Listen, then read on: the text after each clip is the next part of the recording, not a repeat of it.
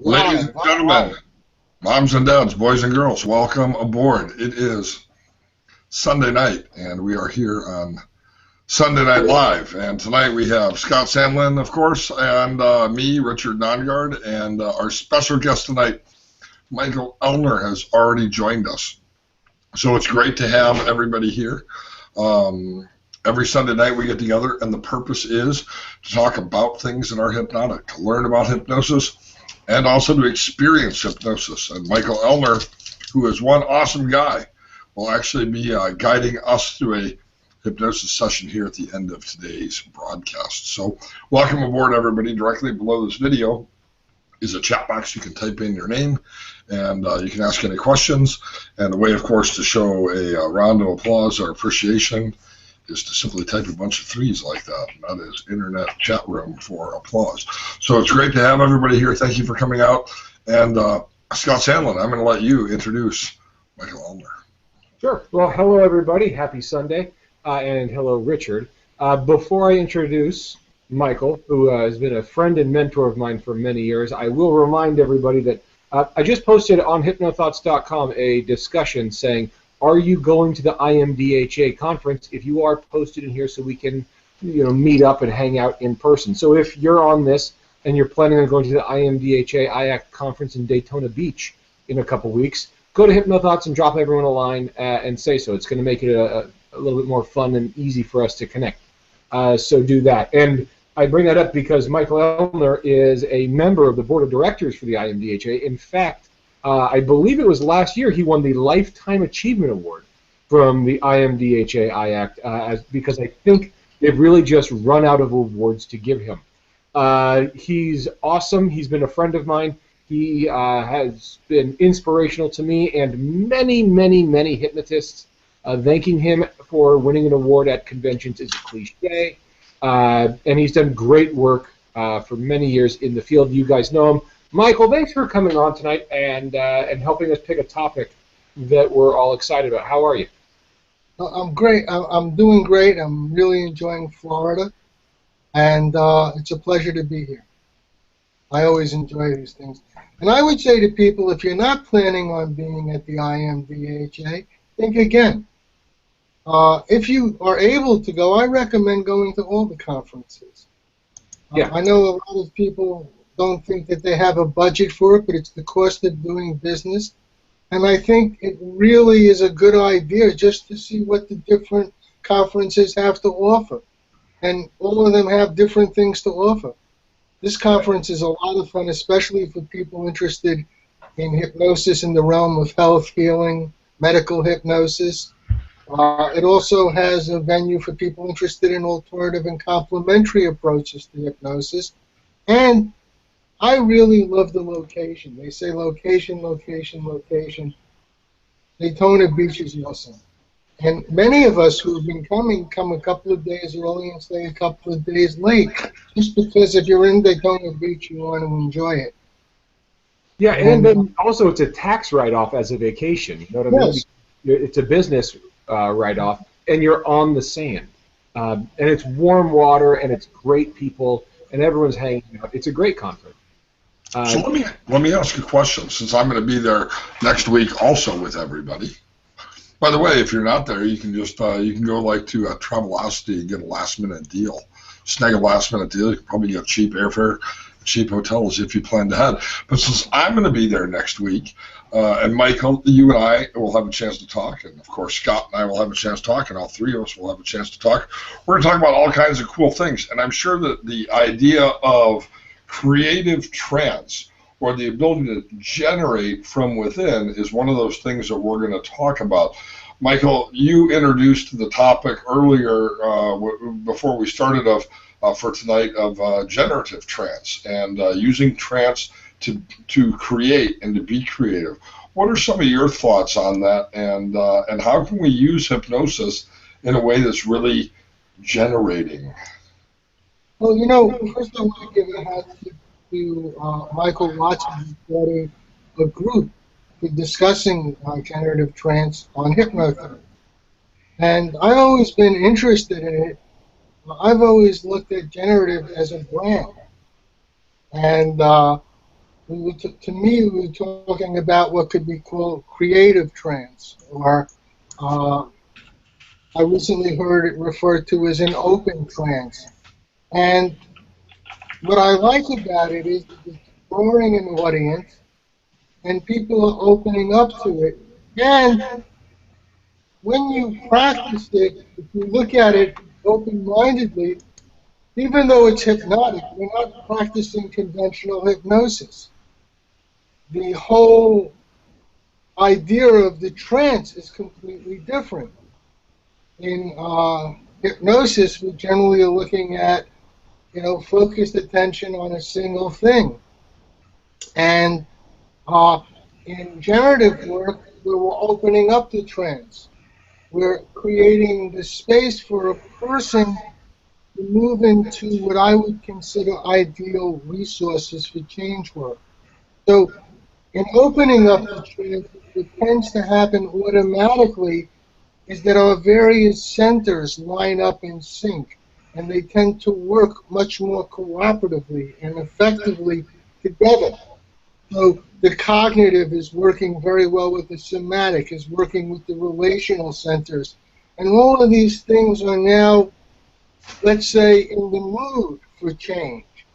So I find as a practitioner that I'm doing more and more generative work and less conventional hypnotic work. The challenge is, how do you identify yourself? How do you identify hypnosis? And I think a lot of people are looking at this, and, for example, to me, hypnosis without trance is something that I like and I find very interesting. I think more accurately, it's hypnosis without a conventional induction. But the type of trance is different. And he's right about that. It's not a conventional hypnotic trance. It's a very expansive trance, intentionally expansive. And what I found is the conventional induction is not necessary. I've said this before for students of HPTI. One of the things that blew my mind is in the 90s I got a lot of radio interviews. And when you go on a lot of shows, they want you to talk about a variety of topics. So the initial thing I was invited was to talk about hypnosis and long-term AIDS survivors. But the other shows that followed were hypnosis for weight, hypnosis for smoking, hypnosis for anxiety, hypnosis for pain, hypnosis for reaching goals. And I would do these interviews, and then people would contact me and say, I heard the interview, I stopped smoking. I heard the interview, I dropped 20 pounds. I heard the interview, my pain has been reduced by 50%. And I began to realize very quickly, I didn't use conventional induction, I didn't use formal hypnosis, I was just describing things. And I began to see this idea of an open-ended trance, a trance that somebody moves into naturally. So, do I think it's a trance? Yes, but I think it's a very open-ended and special trance that's really ideal for what we do. So, I think it's an interesting topic. I mentioned it because I see it generating interest on hypnothoughts, and that's nice. And when people are looking at it, most people are looking at it from Gilligan's perspective, which is fine.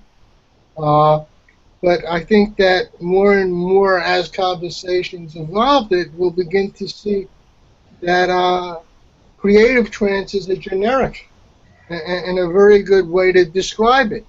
To me, I agree. When I first started looking at, or when I first started seeing, I wasn't looking for it, but it was just kind of coming up, was this idea of generative trance. I saw it as a brand of Stephen Gilligan's work, and that's fine, but I wasn't as curious. But once I read a little bit and started looking into things a little bit more, I saw what it was describing, and what it's describing is, yeah, like you said, it's generic. It's the hypnosis without trance kind of thing.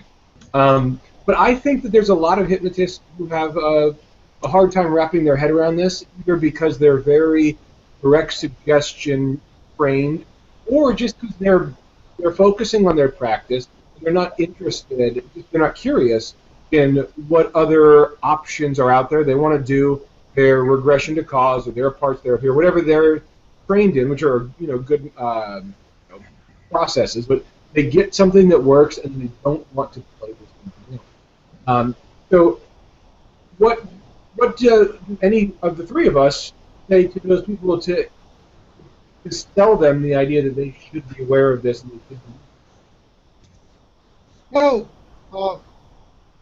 it's an interesting thing because I think that we're at our best if we're constantly learning, if we're constantly growing, that there's room for improvement at every level of accomplishment in the field. And I was very interested in it because when I first heard about it, I heard Gillian describe some of the issues he had with NLP and hypnosis. And I was having similar issues with NLP and hypnosis, whereas I could see many benefits and advantages in conventional practice of hypnosis, and I could see many benefits in NLP, but I was unhappy with a lot of the way people were practicing NLP and hypnosis and teaching it. And I felt that in a way it constrained creativity. These are creative modalities, and people were canning them and scripting them. And the scripts and all these procedures have value when you're getting started. There is structure. And the goal is to make the structure unnecessary as quickly as you understand and develop the skill to use the techniques. And what happened is people became very technique-centric. And I think the next step is this creative trance work, this generative trance work, where we're allowing the client to generate the change. But what about the expectation of the client for formal trance? I mean, I do this with clients all the time, and I'm using sort of a languagey kind of thing, or a narrative-based, or a lot of other creative things like that. And it requires a different framework that you can set up with a client. What are you doing that allows you to do that and have satisfied clients when they're leaving this space? If they didn't get the formal trance, if they didn't get the induction and the convincers, what's going on there? Well, I think that there are two very different clients. And one set of clients I'm coming in from medical hypnosis, I have beliefs and expectations about it, and I meet them where they are. And I give them exactly what they're looking for. I have other clients who someone recommends Michael Ellner, and they don't know what the hell Michael Ellner does. And when these people meet me, I present what I do in the realm of change work. I'm a coach, I'm a guide. And I then explain that I do utilize a very creative form of trance work. And because you're the perceived expert, I say, and in my opinion, that's the most effective way to help you. So in that case, I can give people an option. I'm well versed in both schools of practice. What would work best for you? And I have found giving people the choice really is a win-win, because when they choose, they have an investment in a successful outcome.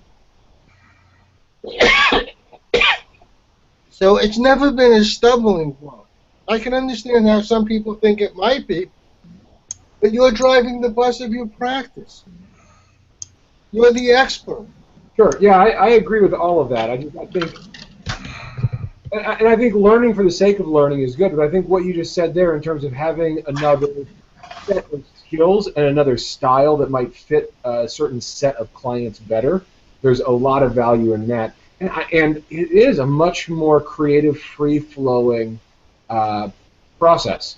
But is it, I mean, I like doing it, and I think it is generative trance. I think that's a good term. But is it actually hypnosis, or is it something else? Is it meditation? Are you facilitating a guided meditation at that point, or even something that's independent of either of those things? This is, by the way, where I probably disagree with a lot of people. I think, sure, it's a meditation. Sure, it's trance work. Sure, it's hypnosis.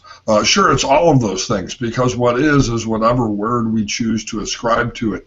And like Michael said, it doesn't really matter as long as the outcome is what the client wanted. I've always said our job is not to do hypnosis to a client, but rather to teach a client to be hypnotic. Just like in meditation, the idea is not to be silent for 20 minutes, but instead to internalize what's necessary to make life a meditation. The idea of generative trance or creative trance or whatever we want to use, it really is, I'm surprised it's not more controversial than it is, because Stephen Gilligan's actual quote on this is that traditional hypnosis has assumed that the conscious mind and subconscious mind are like two-year-old idiots that need to be quieted and spoken to and told what to do, and really, I think that's actually a fairly accurate concept.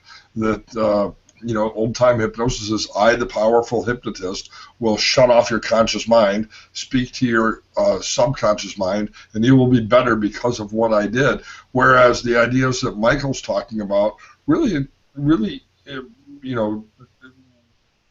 say we can utilize any resource state that the client brings to us. And Milton Erickson, of course, really referred to this as the utilization principle in therapy. We're utilizing the trance states. We're teaching our clients to utilize them rather than really doing anything to them if we're going to be effective. Ben Franklin, when he was part of the commission that discredited Mesmer, recognized the effectiveness of what Mesmer was doing, and the commission attributed it to an excited imagination. Now, if you put down excited imagination worker, stop smoking, lose weight, you starve to death. So that, in a way, depending on what the context is, I could define hypnosis very differently and be comfortable with those different definitions. But I think that we're talking about it in the context of change work. And I think it would be a good thing if more hypnotists open their mind to a wider range of things that might not be classical hypnosis, but are hypnotic phenomenon, or hypnotic modalities. And, there's a place for everything. So there are hypnotists on hypnothoughts who are still into classical hypnosis. And some are very successful at offering it. I think of John Chasing Real Hypnosis. And he's meeting a market and a demand. But so take this back to that marketing and branding and client expectation piece. If you're Stephen Gilligan or you're Michael Ellner or you're somebody who has an established practice, you can have expectation of, oh, go see Michael. I'm not sure what he does, but it really works. If you're just starting a practice, is there reason to be more cliche hypnotic, right? More overt hypnosis early on to establish a reputation? Or is it better to be progressive early? I think it's good to do both and to strategize at what fits what area. So depending on who I'm talking to, I could tell you that when I was breaking into the medical field in terms of working in wellness in medical centers, if you came in as a classical hypnotist, they wouldn't touch you with a stick. But if you spoke to them in their paradigms, they would make room for you. Mindfulness and things like that. So I was very flexible with that. If I'm talking to people who are seeking hypnosis, I would meet them where they are. But what I find is, and this is something Nongard has repeatedly said, I think Richard is one of the thought leaders in our profession. I have the highest regard for him. And he hasn't been as active on hypnothoughts, but a lot of times he puts things out. One of the most interesting things about what he's doing, training licensed professionals, is he's recommending marketing their services as coaches rather than therapists, as hypnotists rather than therapists. Now, that's radical, but it's beautiful. And it makes sense. because I think you want to go to where the marketplace is. So what I find is there are a lot of people who have doubts about hypnosis or are really not interested in hypnosis, who recognize what we do can help them when we present it in a way that they're open to, in a way that fits their model of change. My introduction to this was self-care. What I began to think was, well, you know, whenever we talk about effectiveness, one thing I learned early on is if I involve a client in taking action for reaching and maintaining their goals, they're going to be more successful. And if I have a client take responsibility for the outcome, I'm involved. I have to do things to reach my goal, that they get a better response. So one of the things that I really put energy into is, hey, I'm a coach. I'm an educator. I can help you recognize the tools and resources you already have and give you ways to use them that are conducive to getting what you want. And what I found is people want that. So it was a question of identifying a market. Most of my clients are involved in some kind of health issue. There's an aside of clients, so I do have an eclectic practice. I work with a running club in New York. So I got to meet and work with triathletes and marathoners and people who were just into running socially. And because they were groups, if you help somebody with pain or you help somebody with motivation, they talked. So I got to do a lot of stuff where people's goal was to improve. I want to be a couple of seconds faster. You know, I want to have more endurance. I want to train in the right frame of mind. So that really is something that helped my medical stuff, because I became aware of the importance of looking at peak performance. So I'm looking at every hypnotic session to involve, how do I get a peak performance from the client in what we're doing right here? So in a way, that gives my clients an edge. I'm already there with an idea of how people get the most out of what we do. And I think that's a very missing piece. Dan and I are doing a training at IACT IMDHA, and we initially mistitled it. And that's because Dan is cute and has a very good sense of humor, and it was in a class I must have slept through. But our intent is to re-offer basic hypnosis training. We think that the basic training, it's good for what it is, but we don't think it reflects this new wave of practice. And in Richard's world, and the academic world, and the world of therapy and psychiatry and marriage and family therapy, there are waves. There's growth. You see movements that we haven't seen in more than 50 years. So that I think that HypnoThoughts could launch an opportunity to, well, maybe there should be a new Hypnosis 101 to reflect creative trance work. And Dan's interest, and it's a very powerful model. It's a model. Hypnosis is communication. How would that change the way a person practices if that's how they view what we do? And the interesting thing to me is, and I think Richard talked about it, to be hypnotic, is that what I find is that hypnotists who are really skilled can make any approach work. So you have all these hypnotists who are very good at connecting with people, all of these hypnotists who are very persuasive naturally, and all of these hypnotists who believe in what they're doing.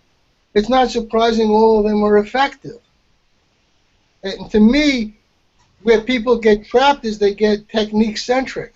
What is the technique? What is the script? And that's the least important part of any of this work.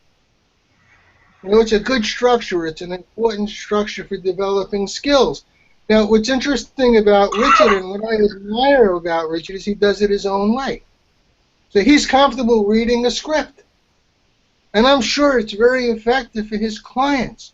But it has to do with his comfort level, how he presents it, and he's working within himself.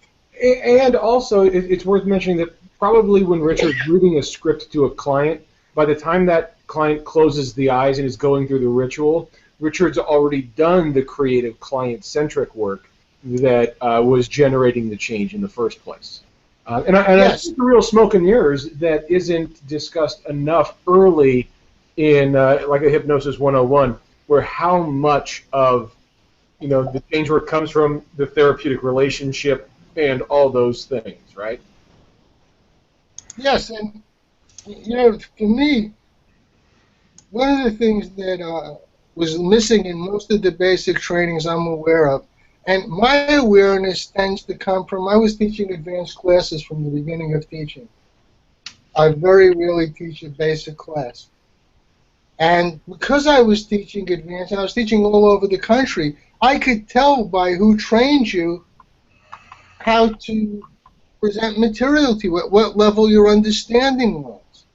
So I know if somebody says HPTI, I expect them to know as much as anybody. If someone says Ann King, if someone says Zolita, if someone says Richard, I know they're well trained. But I see the opposite with some people, where they're trained, but they're trained as cookie cutters. Yeah, and the other side of that is you can also, you watch someone work or you hear someone talk about hypnosis, and you can say, just listening to you talk, I can tell you were trained by this person. I'm like, oh, how'd you know? And you go, yeah. Well, I don't think there's one best way to do anything. And I think when you look at the people, I joke about hypnosis rock stars. I used to tease you early on that you were going to be a rock star, and lo and behold, you became one. You're destined to the Hall of Fame. But the thing about that is you can recognize individual talents in the same way you can recognize someone who's trained. I'm interested in people who are beyond their training, who process whatever they learn and then make it their own, internalize it, and fit it to themselves. More than just a product of their training is what you're saying. Yes, exactly. And those people are generally exceptional. Sure. In my experience. Mine as well.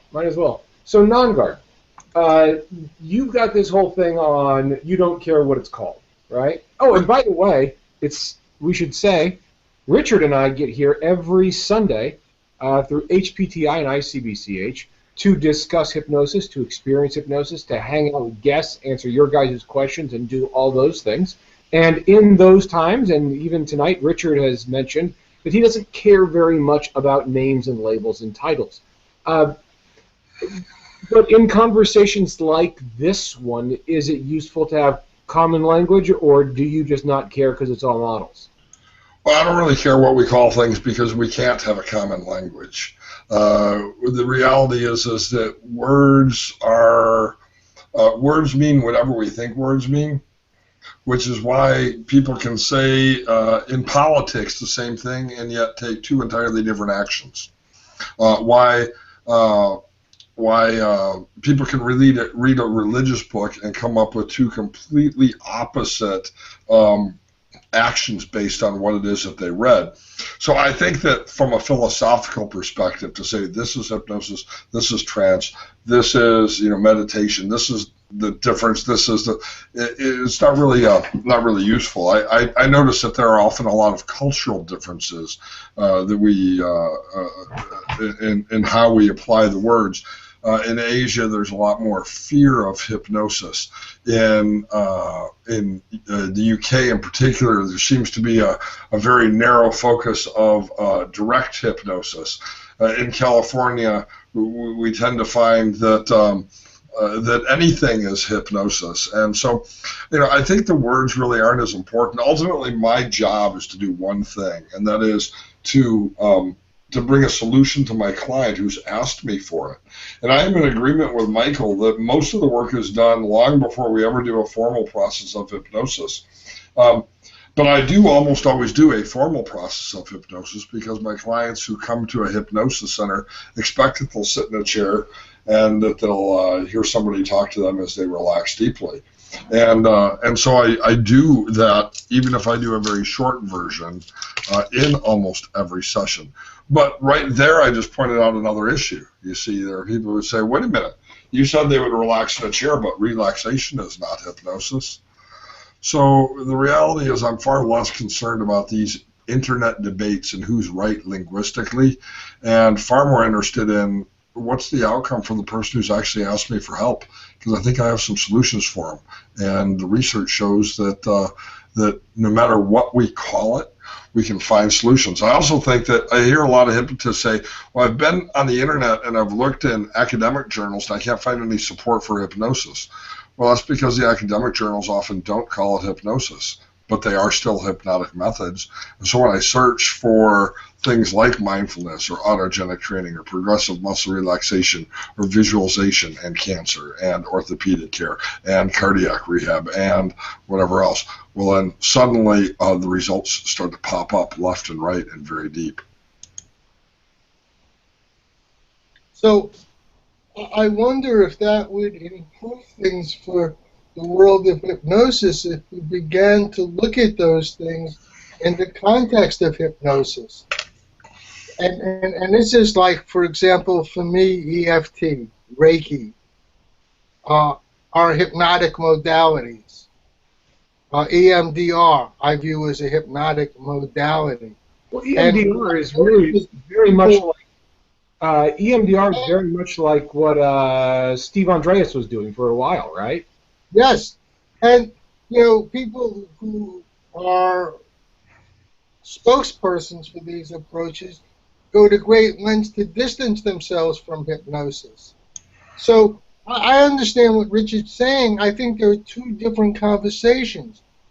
I agree with everything he said in the context of talking to a client.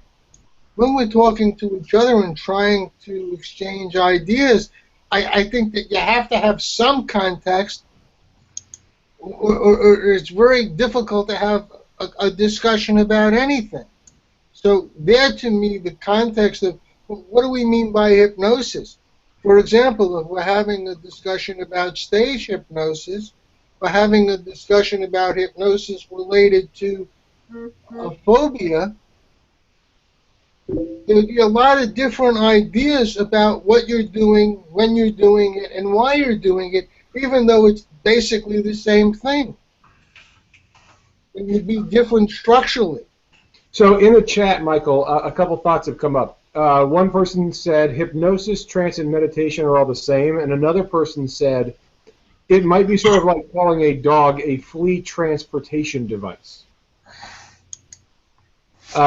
So I don't think that trance is the same. I think that the trance is such a wide range of different experiences. And so there are common trances. You space out when you're talking to someone who's boring. You space out when you're driving a car. Trance experiences, I wouldn't call them hypnotic trance experiences.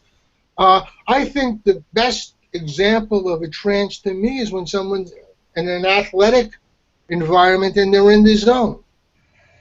And they're operating at peak performance. And everything is coordinated. And they're relaxed, but there's all the necessary tensions to work at a very high level. If they were totally relaxed, they wouldn't be able to perform at that level. Some tension is required, but they're in the zone. And when they're in the zone, they describe the basket gets bigger. I can see everybody on the floor. My awareness of what's going on changes dramatically. Time changes. And you see this in martial arts. So to me, when you say, like hypnosis and trance are the same, trance is very different. And I think when we're talking about trance, it's a good idea to realize there are many, many different things that we could call trance. I would widen the scope of what hypnosis is. I don't practice classical hypnosis. Along the way, I realized I started out doing that. That was what I was taught. And then, in my opinion, I evolved in how I practiced. So I look at that definition, the old definition in the DOT, which Richard pointed out is quite obsolete now. But I wouldn't fit that model of what a hypnotist does. Would you? The old CAP model? I agree with both of you. By the way, timing, it's 7:36, which means we've got 10 minutes. It's time to do a hypnosis process, right, Richard? Absolutely. And I've had the chance to teach classes with Michael and hear him go through some processes. In fact, one of the fun things you can do later on today, when this is done, is you can go over to YouTube and you can type in non-guard Ellner. And you can find a bunch of videos where he and I are working together in classes and going through processes together, etc. So I happen to know that Michael is a gifted and talented hypnotist who can guide us through an awesome session. So, Michael, Well, I will guide us through it rapidly, but I just want to say something because you just reminded me of something. I'm going to be teaching a class with someone I haven't worked with before, Elena Guest at the IMDHA, the Post. And what I want to say is I taught with you because it was exciting to be in a situation where we could learn from each other, where we could present views respectfully and interact in that kind of environment, which I think is ideal for learning. And I taught with you, Scott, which was a great pleasure. We went from a mentoring relationship to recognizing your mastery and recognizing what you're able to do, and then teaching side by side and creating that, again, a space to learn from each other. Well, I met Elena Guest at HypnoThoughts Live. And this is a very, very special practitioner. And she's moved her practice into a hospital setting. And she's really very good at guiding people to look at how she did it and model her approach, as well as having a set of tools that fits that model. I'm good at moving into medical centers and wellness centers, some teaching situations, and it's a different approach and a different set of tools. So if people are going there, you might want to consider that. So one of the things that I did recently that I haven't done for a long time, and I'm going to do tonight, is I had a client come in and describe having a chakra disorder. And I was pretty clear that this wasn't a medical diagnosis. But the way this person described the situation was, I'm always out of sync with myself. And it related to a number of physical responses that weren't happening. And when I asked the person, they were diagnosed by a doctor, they were medically fine, there was no medical explanation for the problem they were having. And this person kept saying, oh, I know the problem is in this chakra, my root chakra. And I decided to utilize what he was giving, and I said, well, you know what I'm going to do? There's this wonderful guided meditation. It's a hypnotic meditation that helps people balance their chakras and get everything back into sync and working. And the feedback is the client is functioning. So, again, it's the setup. It's the beliefs and expectation going into it. Don't get caught up in the technique. The technique is fluff. But if the person's excited and the person has a clear-cut understanding of the benefits and advantages of making the most of the experience, they do. So I would invite everybody to close your eyes. You don't have to see me during this second. Or you can leave your eyes open, whatever you choose. I'm easy to work with. Michael, I'm going to be turning off my camera and microphone, but I'll still be here. I'll turn it back on after your process. Okay. So here I am, ready to go. You can watch or you can just close your eyes and listen. But what you want to do is give yourself permission to take a 7-8 minute break and just really immerse yourself into the imagery. And what I would ask people is to think about one of those old-fashioned phonograph players. And I'm sure everyone can picture them. We don't use them anymore very really because LPs are a thing of the past. But there was a time when we would stack our 45s or stack our albums on a spindle. We would press a button, and the record would drop onto the turntable. The arm would come on, the needle would come on, and then we were in music. And when that record or album finished, the next one would drop, and the next one would drop, and the next one would drop. And what I'm going to ask people to imagine is that their spinal cord is like a spindle. And their various energy centers are sitting on that spindle in the same way they would be if they were sitting on an LP spindle for a phonograph player. So using that imagery, at the base of our spine, there's a red disc. And I want you to imagine that you can just get in touch with this red disc. And I want you to imagine it's kind of dusty. So take a minute and imagine dusting it off and polishing it up, and it's now shining. And right above it, there's an orange disc. And it too is a little bit dusty. And you wipe it off and dust it off and shine it up. And then sitting just above it, somewhere around the area of your navel, is a yellow disc. It's like our inner sun. And you imagine dusting it off, shining it up. And an amazing thing is each time you dust them off and shine them up, they synchronize with each other. That's right. And then in your throat area, well, in your chest and lungs, there's a green disc. And you might think of it as that special kind of green that's always on the other side of the fence. And you dust it off and clean it up, and your heart opens to this experience. And now we go up to your throat. And there's this wonderful disc. It's a blue disc.